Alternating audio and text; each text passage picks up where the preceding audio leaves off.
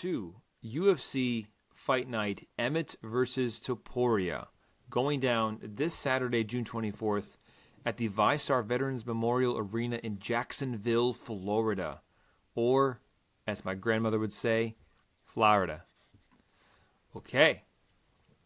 Before we talk about any, I think we're going to highlight 6 fights for you guys. But before we do, any other fights or fighters that you guys want to quickly just spotlight for our listeners and viewers?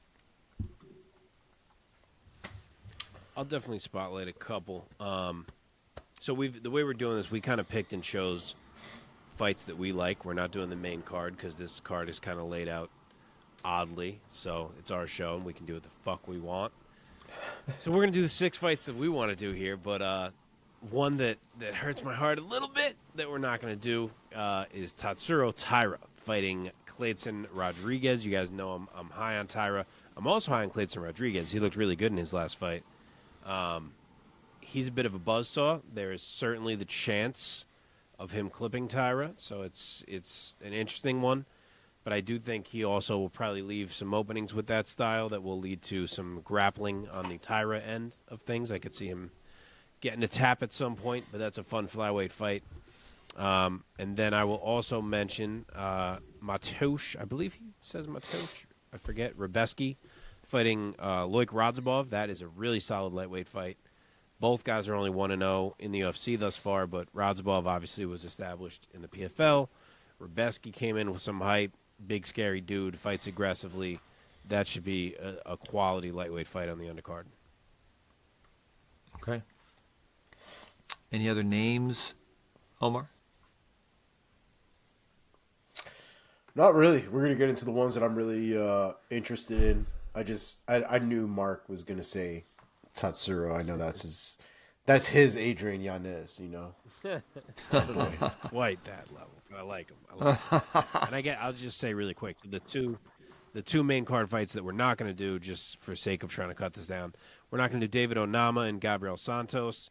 That should be a fun competitive fight, but we cut it here. And then Justin Tafa fighting the debuting gigantic Austin Lane. So we'll see if maybe Big Tree fall hard here if Justin Tafa can land another one, or if Austin Lane can get it done. Do we know Austin Lane from something? Like, is he from something? Contender Series. I remember he fought. Oh, he fought Greg Hardy. Yeah. Is that who it was? Yeah. Yeah, he got knocked out by Greg Hardy the first time around. Yep. Okay. That's who it was. The name sounded familiar, but I couldn't place him. Okay, let us begin. In the women's strawweight division, Tabatha Ricci, Baby Shark, taking on Gillian Robertson. Omar, why don't you go first? It's a really good fight, man, and a really difficult fight. I feel like continuously given Gillian Robertson the short end of the stick, and I don't think I've been giving her the credit that she has earned, as far as I'm concerned. She's a scrapper.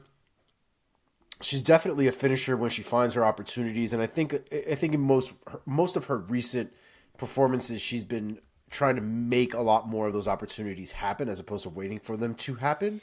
And she lost to J.J. Aldrich recently, which, you know, is not great, I guess, frankly.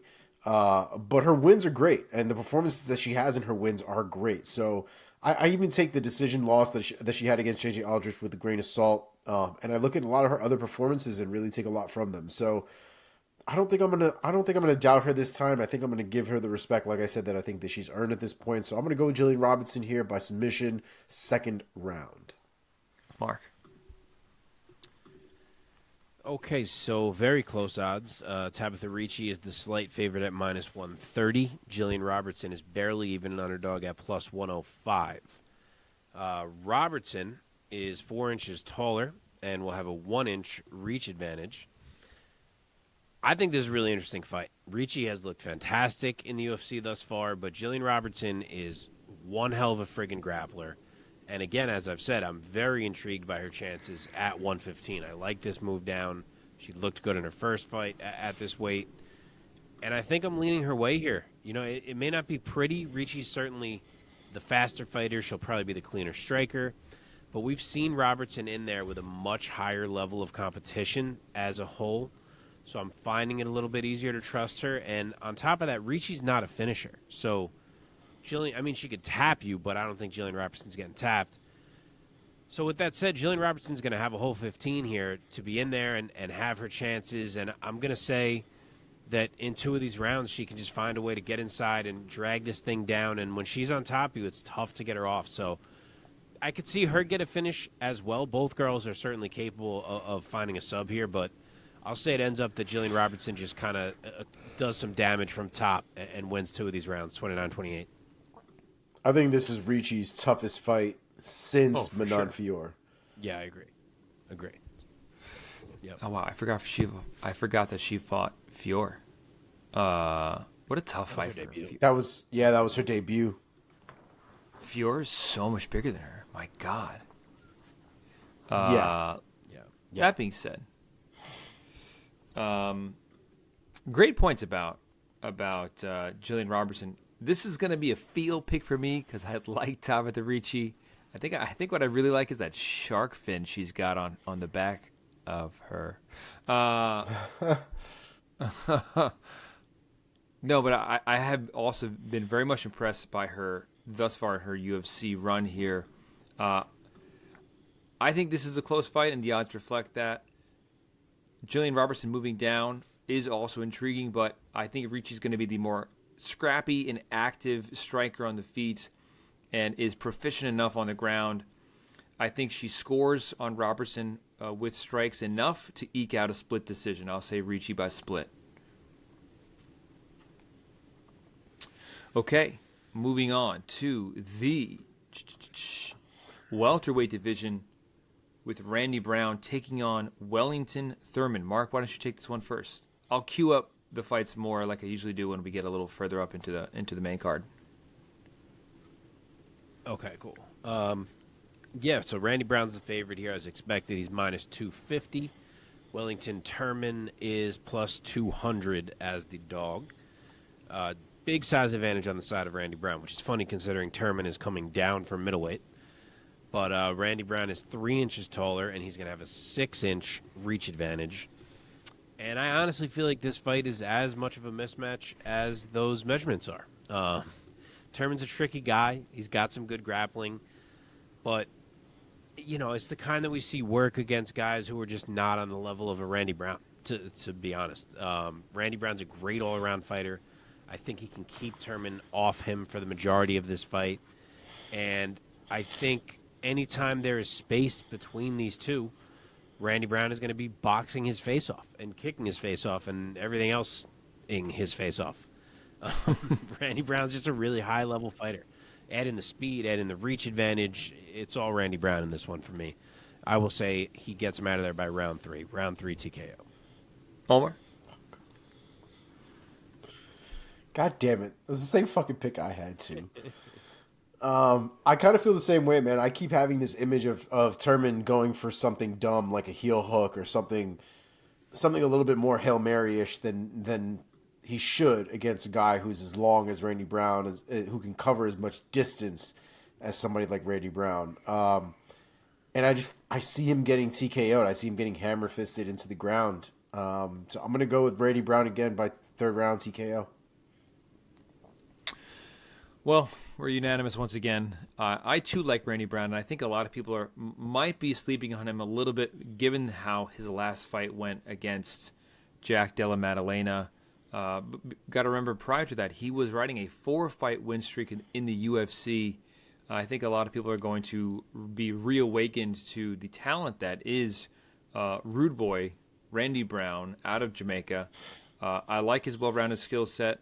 I think Wellington Turman is a super tough guy with good ground skills, especially with 8 submissions on his record. I see Randy Brown getting his hand raised in this one, so I'll say Randy Brown takes it on the scorecards. Give me Randy Brown by unanimous decision. Okay, next up, also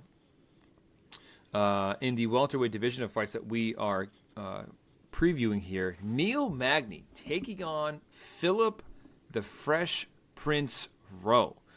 So Neil Magny, of course, one of the longest tenured fighters on the UFC roster, the 35-year-old out of Brooklyn, New York. He is the Haitian sensation. His record stands going into this weekend at 27 victories with 10 defeats. Most recently, a losing effort against the great Gilbert Burns back in January of this year. Phil Rowe, undoubtedly the biggest fight of his career, probably the toughest opponent of his career. He is the 32-year-old out of Queens, New York. That's right, we have Brooklyn versus Queens. I love it. His record stands at 10-3. Of his 10 victories, 4 have come by knockout. 6 have come by knockout. The other 4 have come by way of submission. The man is a finisher. He is riding a 3-fight win streak coming into this weekend, most recently TKOing Nico Price back in December. Omar, start us off with this one. Give us your take and your pick of Magny versus Rowe. I've never really been super high on Phil Rowe. I like him. I like his performances, but there's just, I don't know what it is. There's something that's just left to be desired from him. What I will say is Magny to me is still that dude. Maybe I'm still at this point overestimating Magny. Maybe Magny is not as good as he once was, but I still have confidence in Magny. I really think the guys that beat Magny are guys that are at the very tippy top of the mountain. And I don't know if I consider Phil Rowe to be that as of right now. He could prove me wrong this weekend, and I'm assuming a lot of other people who are going to be picking Magny to win this weekend as well. But until he does that, I'm going to be sticking with Neil Magny here. I think the experience is going to work in his favor. Hopefully his recent loss to Gilbert Burns and to Shafkat, again, these are all killers. Hopefully that doesn't deter him any. But I'm going to go with Neil Magny here by unanimous decision. I'll go next. Man, it's hard to not love Neil Magny. He seems like such a good guy, and he has reached so close to the precipice here, to the summit, so close a couple times, and he fell short against Shavkat. He fell short against Chiesa. He most recently fell short against Gilbert Burns. Not quite able to break into that upper echelon at welterweight, and I think he's going to drop 2 in a row this time, and I think that this is going to be I'm predicting that this is going to be somewhat of a breakout performance for Phil Rowe. He is a finisher. I see him getting another finish over Neil Magny, and people are going to really start taking notice to the fireworks that he brings into the cage at 170 pounds. Give me Phil Rowe by knockout round 3 over the very tough and established Neil Magny. Mark, your turn. Okay. Neil Magny is favored. He's getting his respect being the vet that he is. He's minus 170. Phil Rowe is plus 140. They are the same height and same reach. When do you see that in a Neil Magny fight? That's pretty crazy. Mm-hmm. And I'm pretty torn on picking it, to be honest. I know we still, as Omar said, and I think Mike might have said too, we still see Neil only take losses to studs. And I'm not sure that I believe Phil Rowe is that, but I'm still kind of considering him here because the fact that he can match Magny's length is a real factor for me because Magny's not going to be able to play that same jab game that he loves to play without eating shots in return from Phil Rowe. And Phil Rowe's shots, I think, carry more power behind them, honestly. Magny's more of like a swarmer. Phil can catch you with one. And, of course, Magny, you say he could go to the wrestling, he could go to the grappling. But Rowe seems to be making considerable improvements in those areas as well. I know he takes a ton of grappling matches outside the octagon, working on that. He is a black belt. So I don't know. I think it hinges there. I think it hinges on whether Magny can control Rowe enough. Because I think if he can, he wins. And if not, I could kind of see Rowe find something. But I guess I'm going to say Magny can still grind enough to take this. I also have never been super sold on Phil Rowe. I think he's interesting in this particular matchup. But I'll say Magny can grind it out, 29-28. Okay, let us move on to the middleweight division, the opening bout on the main card of this fight night, going down between Brendan All-In Allen and Bruno Blindado Silva. Brendan Allen, the 27-year-old out of Milwaukee, Wisconsin. His record stands at 21-5 with 5 knockouts and 12 victories coming by way of tap-out. He's riding a 4-fight win streak coming in to this Saturday night. Most recently tapping out one Andre Muniz back in February of this year. He'll be standing across from the very tough and very formidable Bruno Silva, the 33-year-old out of Brazil. His record stands at 23-8 with 20 of his 23 wins coming by way of knockout. Most recently, he is also in the win column, most recently defeating Brad Tavares by TKO back in April of this year. Mark, would you like to lead us off? I would love to. Brendan Allen is the favorite. He's minus 190. Bruno Silva is the dog at plus 150. Allen is the slightly bigger man. He's 2 inches taller. He will have a 1-inch reach advantage. And you know where I'm going. I'm a Brendan Allen guy. I'm a Brendan Allen believer. I wanted him to get a bigger fight than this. I think originally this was supposed to be Jack, maybe. Hermanson, I think it was. Can't even remember, but it fell through. And he got Bruno Silva, which is obviously not quite the same level. But full disclosure, Bruno Silva is a dangerous opponent. And I also like Bruno Silva. He had that one weird performance against Mearshart where I thought he looked really bad. But I've been high on him other than that. And he is a really dangerous guy who could end this at any moment. His blitzes are Belfort-esque at times. So him catching Allen is not out of the realm of possibility, but I will say that Allen can avoid a big shot, and I think he just will mix it up too well. As skilled as Silva is with his jiu-jitsu, even though we don't see it very much, I think Brendan Allen has shown us just how high level his grappling is, and I think he can lean on that here. I think the grappling, or at least the mixture, I think he's okay on the feet as long as he plays it right. I think the mixture between the striking and the grappling to kind of keep Silva on his toes, tire him a bit as the fight goes on, I think that's what gets it done for Brendan Allen, and I'll say he wins a decision. Yeah, it almost feels like, no disrespect to Bruno Silva, but defeating a guy like an Andre Muniz, who was like a real up-and-coming savage at 185 pounds, I totally agree. I would have wanted Brendan Allen to take a bigger leap up in competition. Again, not trying to disrespect Bruno Silva, because the guy is dangerous, and he's another one who I think with the back-to-back losses to the former champ, Alex Pereira, and then GM3, getting finished by GM3, who also is a submission wizard, it made people forget that he was riding like a 6 or 7 fight win streak going into that Pereira fight. By the way, also worth noting, he was one of Alex Pereira's toughest fights. He held his own against Pereira. Yep. For all 3 rounds, and he lost on the scorecards. And then he comes back, and he looks good against Tavares, but I think he's still shaking off a little bit of that residue of back-to-back losses. That being said, now that I've built him up a little bit, I also am going to be taking Brendan Allen.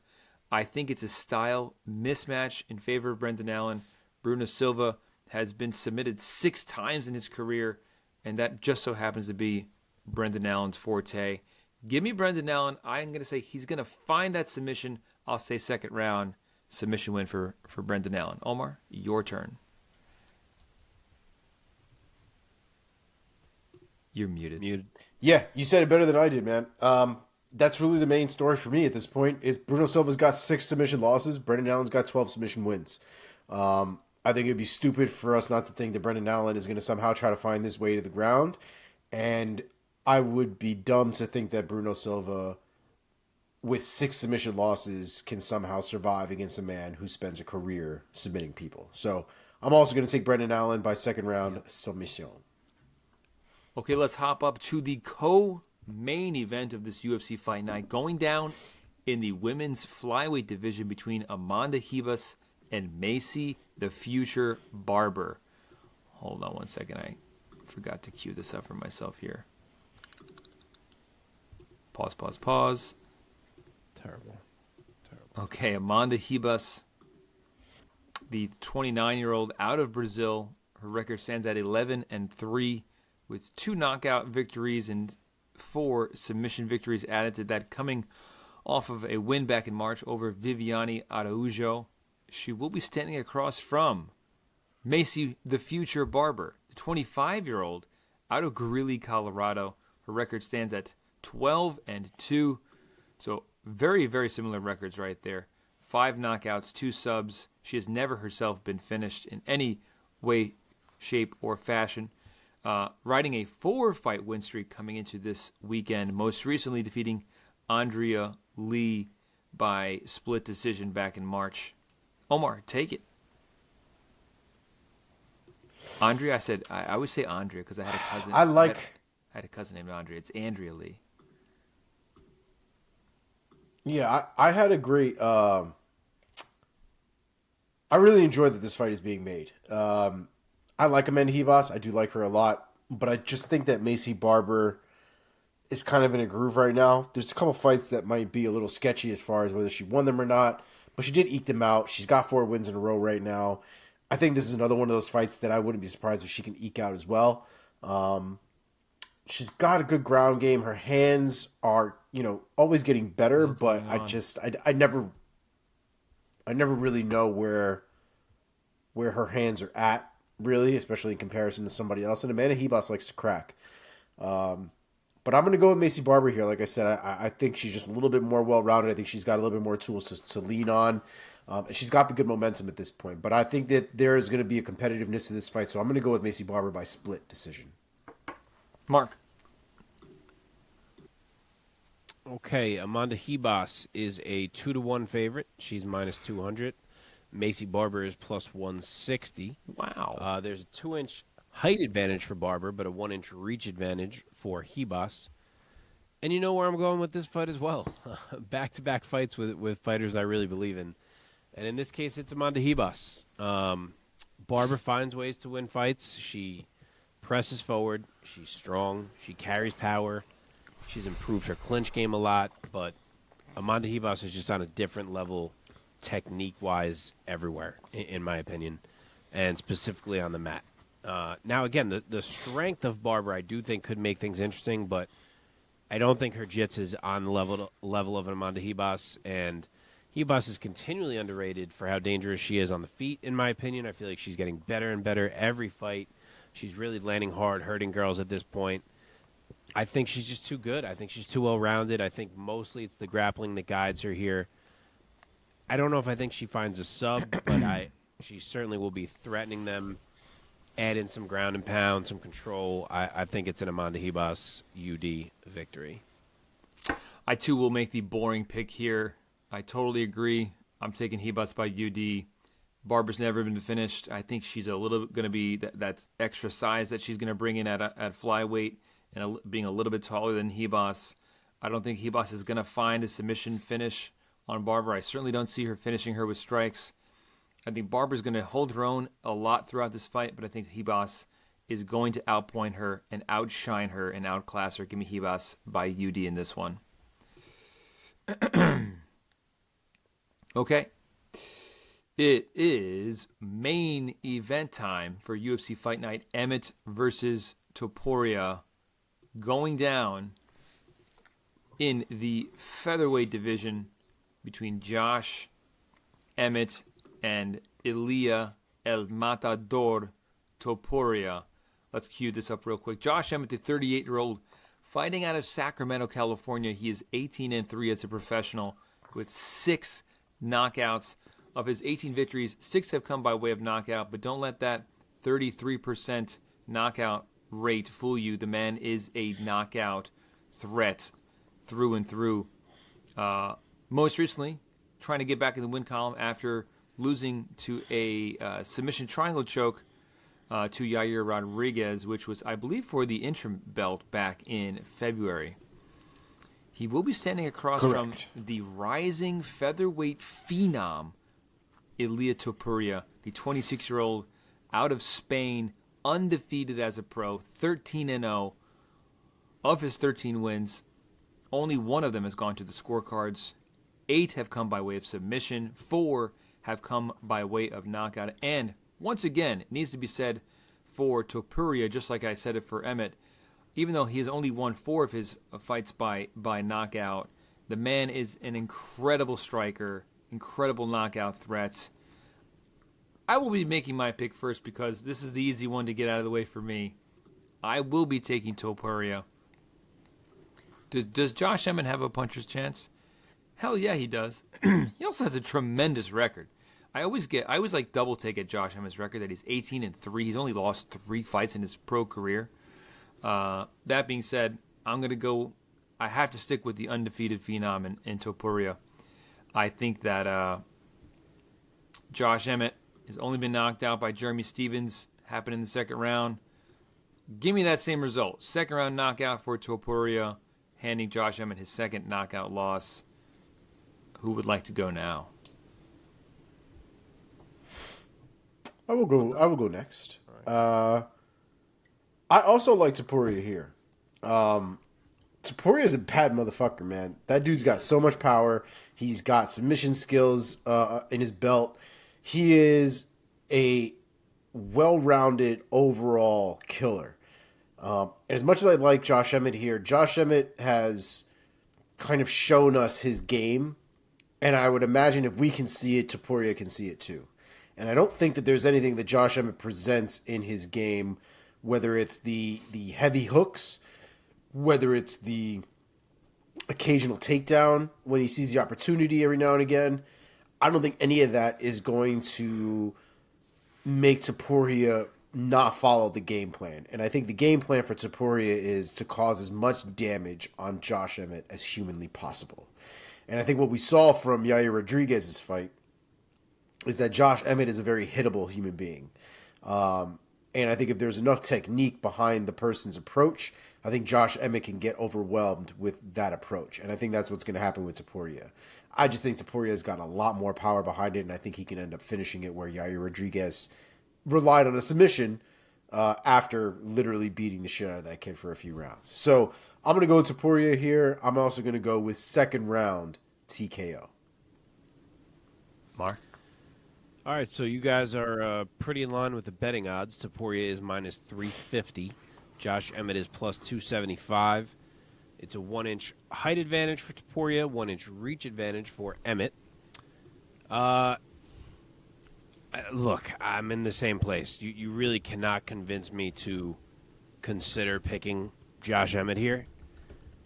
And, like, have we seen Ilia Topuria get caught with a big one and get rattled before? Yes, we have. Remember Jai Herbert. So it's not impossible for a Josh Emmett nuke to land, but the odds on that are just too low for me to think about taking him here. I really think Ilia Topuria is the superior fighter to Josh Emmett, and I think he will show that. I've never really been fully on board the Josh Emmett hype train.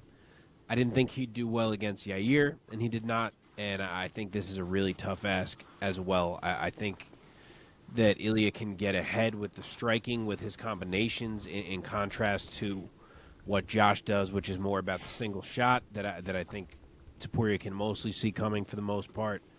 I think he can get it to the ground, even though I do respect Josh's wrestling. And I think Topuria's grappling is still underrated at this point, and I'm going to say that's how he gets Josh Emmett out of there. Wow. Maybe it's even a club and sub type scenario, but I think it's some type of sudden submission ending things in favor of Ilia Topuria. I'll say it goes a little bit late. I will say round 4 sub. Wow.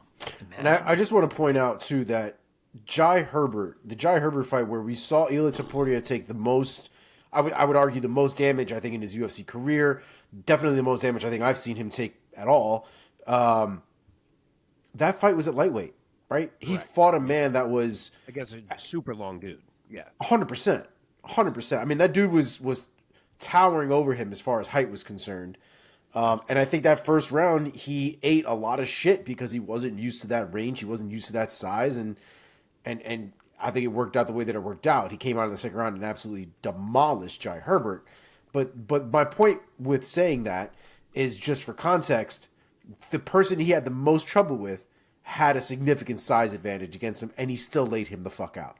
So Josh Emmett, who is also just as short as stocky pretty much as Ilia Topuria, actually he's shorter than Ilia Topuria. So Yep. I think Topuria eats, man. I think he's going to have a whole feast on Saturday. Hell yeah, man.